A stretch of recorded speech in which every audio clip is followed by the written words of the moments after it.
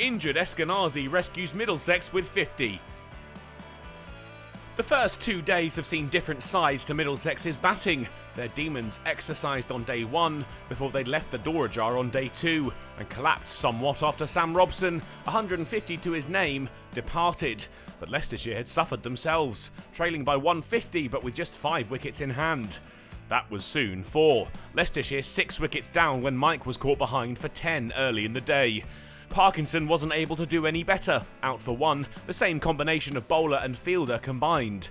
Leicestershire had 200 with Barnes and Ackerman together in the middle, but their partnership was also short-lived. Barnes out for 4 off the bowling of Harris.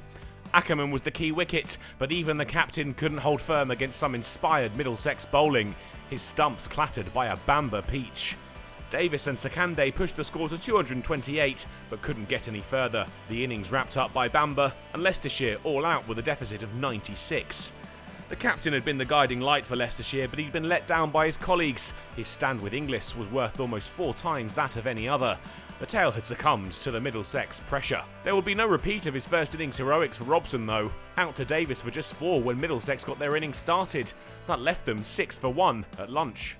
De Caires fell after the break, both opening partners removed before the score had reached double figures, and they were 6 for 3 when Holden fell for a first border to Davis. The score was at least up to double figures when Leicestershire had another, Cracknell caught by the captain for Davis's 3rd of the innings. Mitchell and White proved to be an important partnership for Middlesex. They steadied the ship and took their side to 50. But that's where their progress came to an end. Mitchell out for 23, LBW to Mike, even if he couldn't quite believe it. It had been thought Eskenazi would play no further part in the game, but he hobbled his way to the middle, followed by Holden, out there as a runner. But with the score in the 80s, it would be his partner White who fell, caught by Barnes off Parkinson. That left them 82 for 6 at the break, and in a spot of bother. Eskenazi and Harris at least took them to 100 runs, and had the lead heading towards 200. That wasn't far away, up to 104, and their advantage now looked a little more imposing. It was a brave effort from Eskenazi, on one leg, but you wouldn't tell. He was doing a job for his side in a difficult situation. He and Harris had put on 50 together, the stricken Eskenazi with the bulk of the runs too. It was remarkable. He had them up to 150 and was now in the 40s. Surely he couldn't pick up a half century. He'd have to do it without the assistance of Harris, LBW for 26, struck on the back foot. But Eskenazi got there with the last ball of the day.